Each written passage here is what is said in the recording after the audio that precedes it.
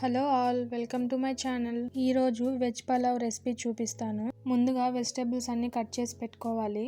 ఇప్పుడు స్టవ్ మీద ఒక కడాయి పెట్టుకొని 1 స్పూన్ నెయ్యి, 2 స్పూన్ల ఆయిల్ వేసుకోవాలి. ఆయిల్ హీట్ అయిన తర్వాత బిర్యానీ స్పైసెస్, జీడిపప్పు వేసుకోవాలి. స్పైసెస్ ఫ్రై అయిన తర్వాత ఉల్లిపాయ ముక్కలు, పచ్చిమిర్చి ముక్కలు, కరివేపాకు వేసుకోవాలి. ఆనియన్స్ ఫ్రై అయిన తర్వాత బంగాళదుంప ముక్కలు, క్యారెట్ ముక్కలు వేసుకోవాలి. అలాగే పచ్చి బఠానీ కూడా వేసుకోవాలి. అన్నింటినీ ఒకసారి కలిపి మూత పెట్టి మగ్గించుకోవాలి.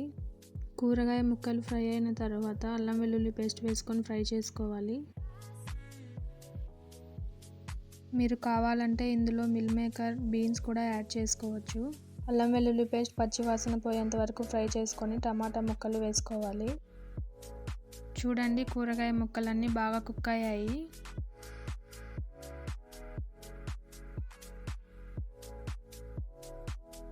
ఇప్పుడు చాప్ చేసిన కొత్తిమీర, పుదీనా వేసి కలుపుకోవాలి.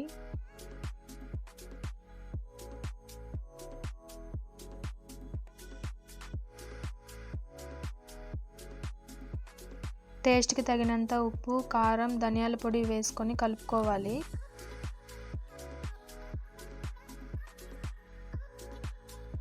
అలాగే కొంచెం కసూరి మేతి కూడా వేసుకోవాలి.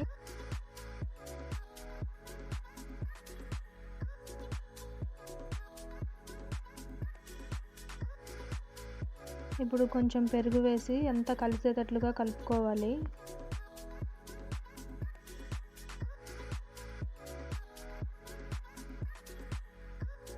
నేను 1.5 గ్లాస్ బియ్యం తీసుకున్నాను. 1.5 గ్లాస్ బియ్యానికి 2.5 గ్లాసులు నీళ్లు పోసుకొని ఎసురు మరిగించుకోవాలి.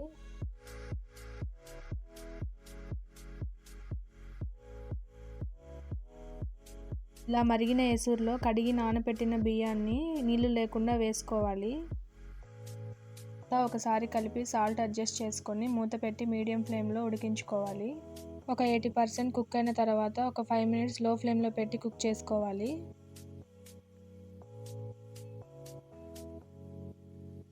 5 to 10 మినిట్స్ తర్వాత స్టవ్ ఆఫ్ చేసుకొని పైనుండి కొత్తిమీర చల్లుకోవాలి. అంతేనండి, సింపుల్గా వెజ్ పలావ్ రెడీ అయింది. వీడియో నచ్చితే లైక్, షేర్ అండ్ సబ్స్క్రైబ్ చేయండి. Thanks for watching.